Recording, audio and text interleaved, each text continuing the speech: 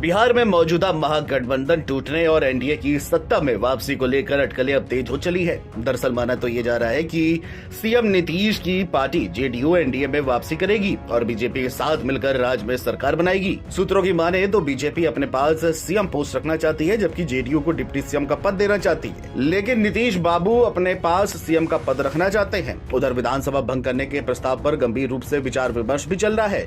बताया जा रहा है कि किसी भी तरह से बीच का रास्ता निकालने पर विचार किया जाएगा। कड़ाके की ठंड के बीच बिहार का सियासी पारा लगातार बढ़ता ही जा रहा है। प्रदेश में बड़े राजनीतिक उलटफेर की अटकलें लगाई जा रही है। कयासों का बाजार गर्म हो चला है। कहा जा रहा है कि मुख्यमंत्री और जेडीयू के राष्ट्रीय अध्यक्ष नीतीश कुमार एक बार फिर से राजनीतिक यू-टर्न ले सकते हैं। महागठबंधन छोड़ वो बीजेपी के नेतृत्व वाली एनडीए में शामिल हो सकते हैं। मीडिया रिपोर्ट्स की माने तो रविवार 28 जनवरी को नीतीश कुमार महागठबंधन सरकार के मुख्यमंत्री पद से इस्तीफा देकर एनडीए सरकार के मुख्यमंत्री के रूप में शपथ ले सकते हैं। नीतीश कुमार बिहार में सबसे लंबे समय तक रहने वाले मुख्यमंत्री हैं। पिछले 19 सालों से बिहार की सत्ता में काबिज है। विधानसभा में सीटों के लिहाज से जेडीयू अभी भी तीसरे नंबर की पार्टी है, लेकिन प्रदेश की राजनीति की बागडोर तो सिर्फ और सिर्फ नीतीश कुमार के हाथ में ही है। ये कोई नया नहीं बल्कि पलटी खाने का नीतीश कुमार का काफी पुराना इतिहास रहा है। साल 1994 में नीतीश कुमार ने अपने सहयोगी पुराने लालू यादव का साथ छोड़कर चौंका दिया था। जनता दल से किनारा करते हुए नीतीश ने जॉर्ज फर्नांडिस के साथ मिलकर समता पार्टी का गठन किया और 1995 के विधानसभा चुनावों में लालू के विरोध में उतरे, लेकिन चुनाव में बुरी तरह से उनकी हार हुई। हार के बाद वो किसी सहारे की तलाश में थे और इसी तलाश के दौरान 96 में बिहार में कमजोर मानी जाने वाली पार्टी बीजेपी से हाथ मिला लिया। बीजेपी और समता पार्टी का ये गठबंधन अगले 17 सालों तक चला। हालांकि इस बीच साल 2003 में समता पार्टी जनता दल यूनाइटेड बन गई। जेडीयू ने बीजेपी का दामन थामे रखा और साल 2005 के विधानसभा चुनाव में शानदार जीत हासिल की और इसके बाद साल 2013 तक दोनों ने साथ में बिहार की सरकार चलाई।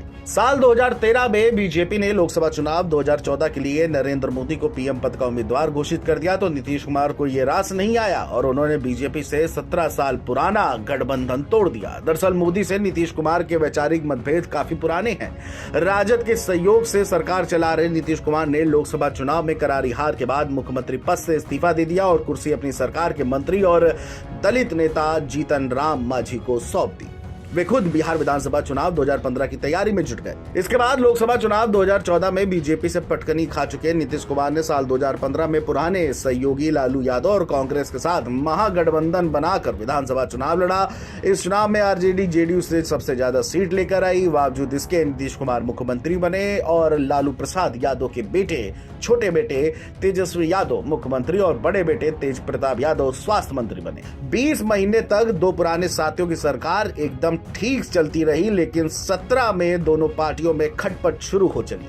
अप्रैल 2017 में शुरू हुई खटपट ने जुलाई तक गंभीर रूप ले लिया, जिसके बाद नीतीश कुमार ने बाकायदा इस्तीफा दिया। चूंकि विधानसभा में बीजेपी विपक्ष की सबसे बड़ी पार्टी थी, इसलिए बीजेपी ने मध्यावधि चुनाव से इनकार करते हुए पुराने सहयोगी को समर्थन देने का निर्णय लिया और नीतीश कुमार एक बार फिर से बिहार की सत्ता में काबिज हुए और मुख्यमंत्री बने। फिर बात आती है 2020 की। बिहार में विधानसभा चुनाव हुए। नीतीश कुमार ने बीजेपी के साथ मिलकर चुनाव लड़ा और जीते भी। चुनाव में उनकी पार्टी जेडीयू को मात्र 43 सीटें हासिल हुई, बीजेपी को 74, आरजेडी को 75 सीटें मिली, लेकिन सीएम का ताज पहना तो सिर्फ और सिर्फ नीतीश कुमार ने। लगभग 2 साल बाद यानी 2022 में नीतीश कुमार ने एक बार फिर पलटी मारी। अब उन्हें बीजेपी से दिक्कत होने लगी। तमाम कारण बताते हुए उन्होंने सीएम पद से इस्तीफा दे दिया और बीजेपी का साथ छोड़ दिया और ये घटना घटी थी और इसके महज 1 घंटे के भीतर आरजेडी कांग्रेस और लेफ्ट के साथ मिलकर के नीतीश बाबू ने सरकार बना ली। तेजस्वी को फिर से डिप्टी सीएम बनाया और अब एक बार फिर से लोकसभा चुनाव 2024 से पहले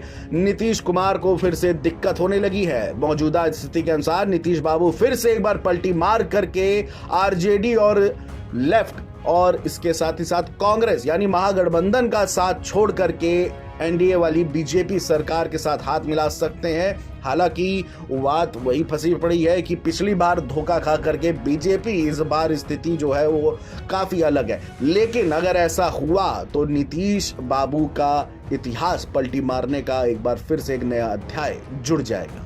बहरहाल समय के गर्भ में क्या छुपा है ये तो आने वाला वक्त ही बताएगा। Video desk NVT online.